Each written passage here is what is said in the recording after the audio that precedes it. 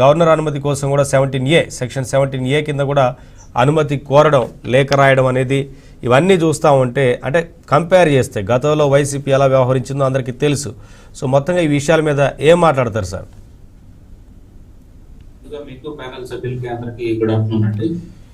నవీన్ గారు, మీరు ఇంట్రోలో చెప్పినట్లుగా ఎక్కడా కూడా కూటమి ప్రభుత్వం, తెలుగుదేశం పార్టీ, జనసేన, బీజేపీ ఎక్కడా కూడా కాన్స్టిట్యూషన్ వైలేషన్స్ కానీ వీటిని ఎంకరేజ్ చేసే పరిస్థితుల్లో లేదండి. ఏదైనా సరే చట్ట ప్రకారం మనం ముందుకెళ్దామని అనుకుంటున్నాం.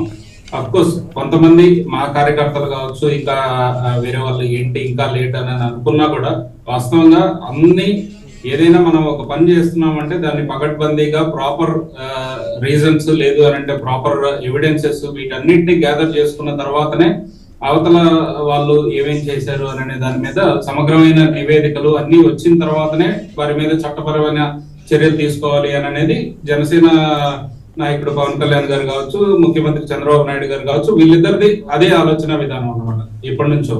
సో ఈ విషయం, ఈ విడుదల రజనీ విషయం వచ్చేసరికి ఆమె ఒకప్పటి సైబరాబాద్ మొక్క. సో ఆమె ఈ లక్ష్మీ స్టోన్ క్రషర్స్ అనే వాళ్ళ దగ్గర నుంచి ఎమ్మెల్యే అయిన తర్వాత ఒక రాయబారం పంపించింది అనమాట. మీరు వెళ్ళి ఒకసారి ఎమ్మెల్యే గారిని కలవండి అని చెప్పి. ఎందుకు కలవాలి ఏంటి అని అంటే, మీరు ఇప్పుడు వరకు కలవలేదు కదా, ఒకసారి పోయి కలిస్తే బెటర్ అని చెప్పి అంటే వాళ్ళ పిఏ రామకృష్ణ దగ్గరికి కన్సర్న్ పర్సన్ రావడం జరిగింది. వాళ్ళు అప్పుడు 5 కోట్లు డిమాండ్ చేశారు. ముందుగా వారిని డిమాండ్ చేసింది, మీరు ఫార్మాలిటీస్ కింద 5 కోట్లు ఇచ్చేసేయండి అని చెప్పి అడిగితే, మేము ప్రాపర్ గా అన్ని లైసెన్సులు అన్ని ప్రాపర్ గా ఉన్నాయి, మేము సక్రమంగా బిజినెస్ చేసుకుంటున్నప్పుడు మీకెందుకు రుసుము కట్టాలి అని అంటే, ఆ తర్వాత ఈమె కక్ష కట్టుకొని రైటింగ్లు చేపించింది అనమాట. ఎస్పీ ప్లస్ ఒక 20 మంది స్టాఫ్ తోటి కలిసి ఒకసారి విజిలెన్స్ అండ్ ఎన్ఫోర్స్మెంట్ వాళ్ళు వెళ్ళి రైడ్ చేశారు. ఆ రైడ్ చేసిన తర్వాత తవ్వకాల్లో కొన్ని అక్రమాలు కనిపిస్తున్నాయి మాకు అని చెప్పి ఆ తర్వాత మైనింగ్ స్టాఫ్ ని కూడా మరుసటి రోజే పంపించడం జరిగింది. పంపించిన తర్వాత అప్పటి నుంచి ఈ జాషువా అనే అతను టచ్ లో ఉన్నాడు అనమాట, ఈ లక్ష్మీ స్టోన్ క్రషర్స్ ఓనర్స్ తోటి. వాళ్ళతోటి మీకు అక్రమాలు జరిగినాయి కాబట్టి మైనింగ్ లో మినిమం 50 కోట్లు ఫైన్ ఉంటది, ఆ ఫైన్ కడతారా లేక ఎమ్మెల్యే గారు చెప్పినట్లుగా వాళ్ళకి కావాల్సిన అమౌంట్ ఇస్తారా అని వాళ్ళు అడగటం.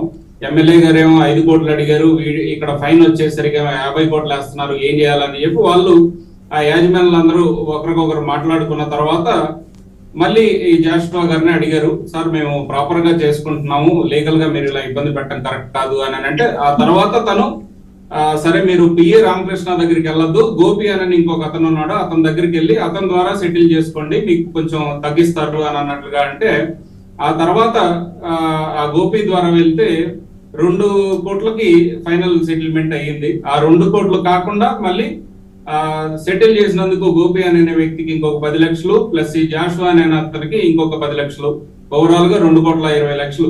ఇదంతా జరిగింది ఎప్పుడు అని అంటే ఆమె మినిస్టర్ అయినప్పుడు కాదండి, విడుదల రజనీ గారు మినిస్టర్ అయినప్పుడు కాలా, ఇది 2020లో ఆమె ఎమ్మెల్యేగా ఉన్నప్పుడు జరిగింది ఇదంతా.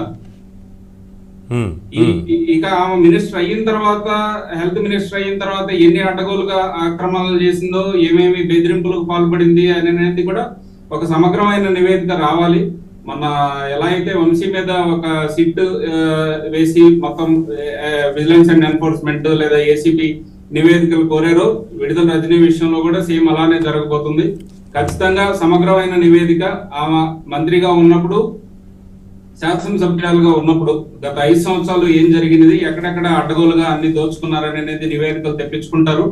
ఆల్రెడీ ఇందాక మీరు చెప్పినట్లుగా గవర్నర్ అనుమతి, ఎందుకంటే ఒక మినిస్టర్ అయినా కూడా లేదు అని అంటే ప్రజాప్రతినిధుల చట్టం ప్రకారం 17A అనేది చాలా ఇంపార్టెంట్. ఇదివరకు మా నాయకుడు చంద్రబాబు నాయుడు గారిని అట్లా ఎక్కడ పర్మిషన్లు కానీ ఏమీ లేకుండానే ఒక రాంగ్ అరెస్ట్ అనేది చేయడం జరిగింది. కానీ ఇక్కడ ఈ కూటమి ప్రభుత్వం కక్ష సాధింపు చర్యలకి అట్లాంటి ధోరణులకు కూడా వెళ్లకుండా ప్రాపర్ గా ఎవిడెన్సెస్ తీసుకొని గవర్నర్ గారి ముందు పెట్టి ఇవన్నీ జరిగినాయి, వీళ్ళ మీద ఏసీబీలో కేసు నమోదు చేయాలి అని అంటే మీరు పర్మిషన్ ఇవ్వండి అని చెప్పి ఆయన సాటిస్ఫై అయిన తర్వాతనే ఆ ఎవిడెన్సెస్ అన్ని చూసి ఆ తర్వాతనే ఏసీబీ కేసులు కూడా నమోదు చేయడం జరుగుతుంది.